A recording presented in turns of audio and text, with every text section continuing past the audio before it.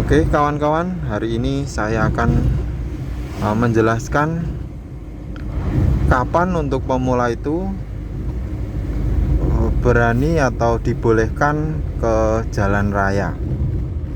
Nah, karena di jalan raya ini kalau serta-merta untuk pemula akan berbahaya.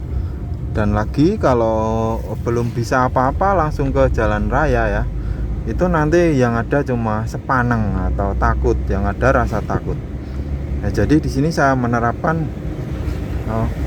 batasan-batasan sejauh mana untuk pemula itu boleh menyetir ke jalan raya. Nah, oke, langsung saja yang pertama. Yang pertama ketika belok. Nah, pertama untuk pemula itu untuk belok ini di jalan yang sepi dulu. Nah, di jalan yang sepi atau di lapangan. Nah, di lapangan itu dilihat dulu beloknya itu sudah enak belum, atau sering kelewat enggak. Terus pas belok banyak masih suka tekor enggak. Maksudnya belok banyak banget, belok 2 kali putaran ya. Nah, di situ kalau sudah bagus beloknya berarti oke.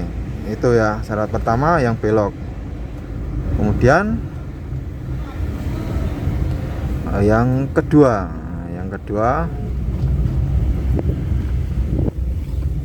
di jalan yang sepi dulu di lapangan itu dites ngoper gigi ya, di sini ya.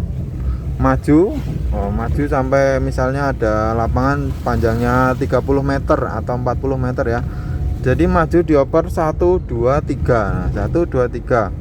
Nah, di situ sudah hafal belum, apa sering keliru. Nah, kalau sering keliru nanti di jalan rayanya akan panik.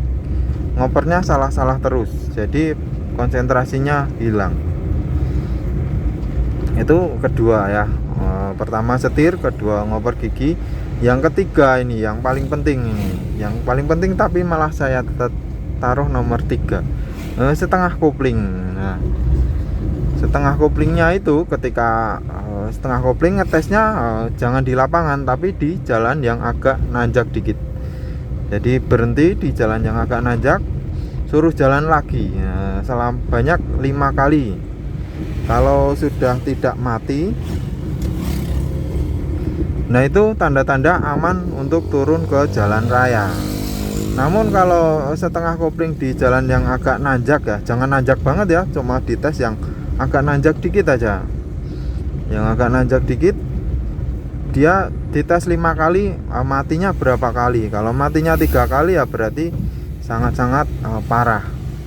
Kalau cuma mati sekali oke, nggak apa-apa, masih bisa toleransi lah.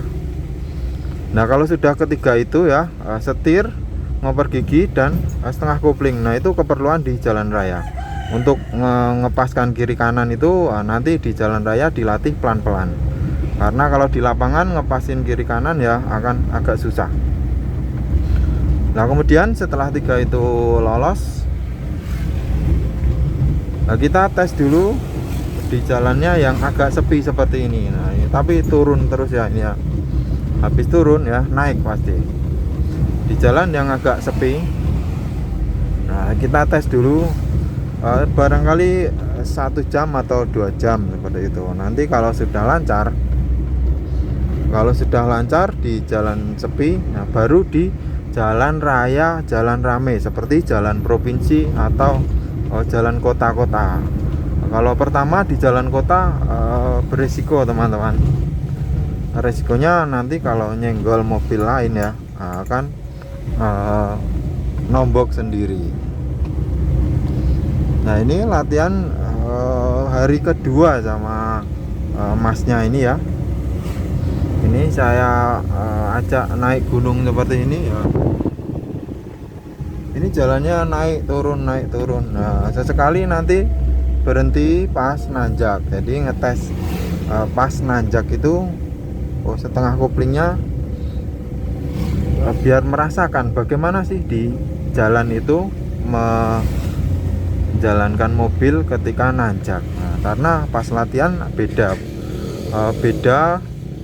medan ketika di lapangan dan di jalan seperti ini. Nah, kemudian ketika di jalan kondisinya akan seperti ini teman-teman. Kondisinya kita harus ngepaskan jalur kiri, jalur kanan. Maksudnya mobil kita dipepetkan di posisi kita pas ketemu, ataupun di kiri ada mobil ya harus dikanankan sedikit. Untuk caranya seperti ini, nanti akan saya contohkan ketika bertemu atau berpapasan dengan mobil.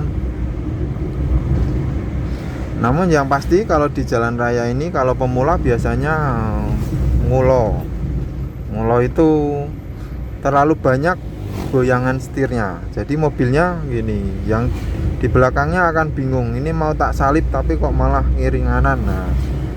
Nah di situ saya menerapkan seperti ini. Jadi video ini untuk teman-teman yang mau belajar dan mengajari nyetir mobil. Saya terapkan seperti ini, saya contohkan. Seperti ini caranya mas. Untuk melepaskan biar lurus ya, meluruskan mobil dulu ya. Ini saya pegang dulu ya, saya pegang. Nah terus dirasakan mas, sampai ikut ngerasakan yang belajar. Nah beloknya segini, sedikit. Nah tapi goyang terus, disesuaikan dengan laju mobilnya. Jadi saya contohkan gini sembari yang belajar nyetir itu memegang. Jadi bisa merasakan, oh begini toh cara agar mobilnya tidak ngulo, beloknya sedikit-sedikit. Nah itu untuk cara meluruskannya.